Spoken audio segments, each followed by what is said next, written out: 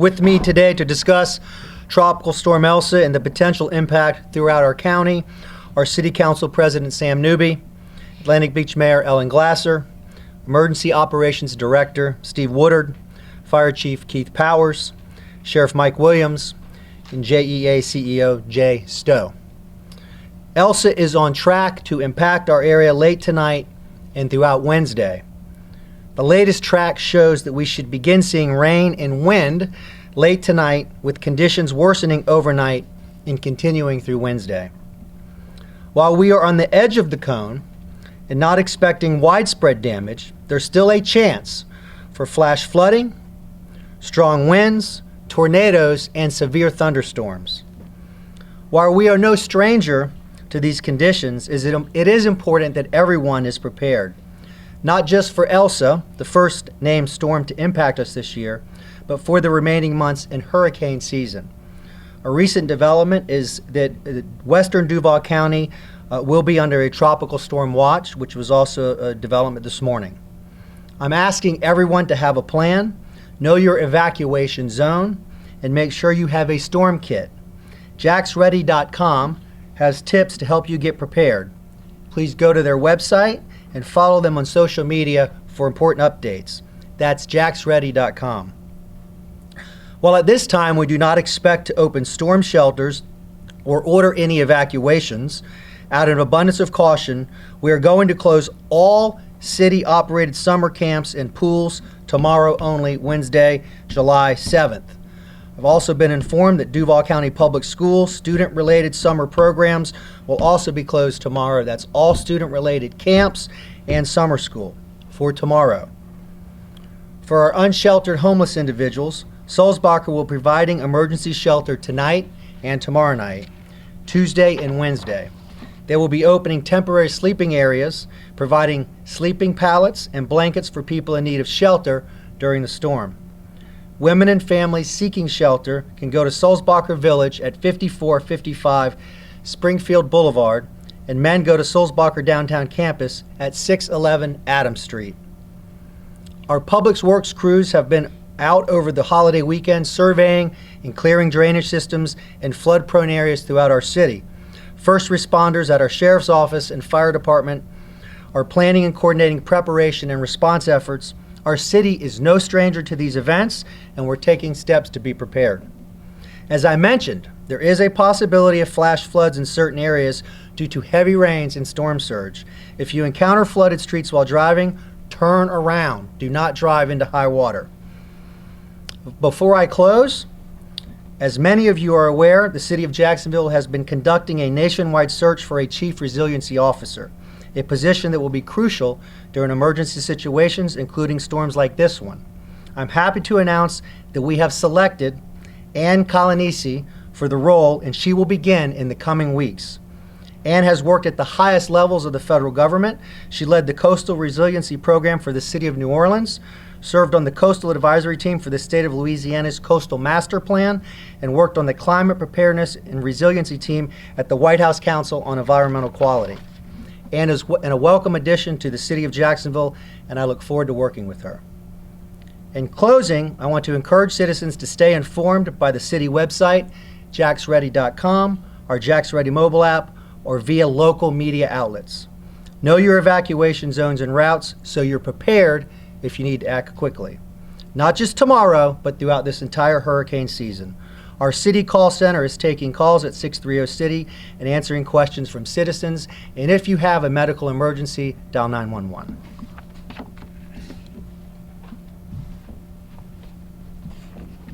Good afternoon. I'm Ellen Glasser. I'm the mayor in Atlantic Beach, and I'm here to represent the 3 beach municipalities. I won't repeat what Mayor Curry already provided in terms of valuable information to prepare. But I do want to say that we've been doing many of the same things with our Public Works Department and with our first responders, and we are ready, and we will be able to respond to any calls for services, any needs that people may have as the next couple of days roll around. We appreciate the work that the county does to support us in these emergencies, and we are a pretty tight community. We work very well together. Specific to the beaches, I will say that we're always concerned about the impacts of rip currents and being in the water. We'll be monitoring those conditions, and so we encourage our residents and visitors to look for those flags. If they go from yellow to red, we strongly discourage people from going into the water. Our lifeguards will be at full staffing. We will be patrolling the beach and looking for that. So please be careful. Don't be that guy that we have to go out and rescue. It happens every year, and we really encourage you to heed the warnings that are out there. Now, specific to the beach municipalities, any city-run services that we have will operate as usual tomorrow. Our offices will be open. We will be ready to ramp up or down depending on how the conditions change throughout the day. And again, we encourage people to monitor those platforms for information, but also look at the beach city websites for specific information about the beaches. And I'll be happy to answer any questions you might have. Thank you. Thank you, Mayor Glasser. I'm Steve Woodard, the Director of Emergency Preparedness for the City of Jacksonville. There's a lot of weather information that's out there this morning, and I think it's important for us to understand the weather where you are. So if you're watching, please check with the local National Weather Service forecast. As the Mayor mentioned, they just in the last hour have put Duval County's western portion under a tropical storm watch. No other parts of Duval County are under a tropical storm warning at this time, but we do expect heavy rains over the next 24 hours. So people should be prepared for that, particularly in the low-lying areas where we normally see flooding along McCoy's Creek or Hogan's Creek up in the Mine Creek area. If your vehicle's in an area that you know is prone to flooding, I recommend that you consider moving that to a higher level so it can be protected. We'll continue to monitor this. We'll have staff working and putting out situation reports, and we'll adjust accordingly if we have any changes. So watch out for the winds and rains that will start later today, and particularly in those low-lying areas. And we're into hurricane season, so it's a good time to be prepared. The Know Your Zone information is also in JaxReady.com. Have a kit and have a plan. Thank you.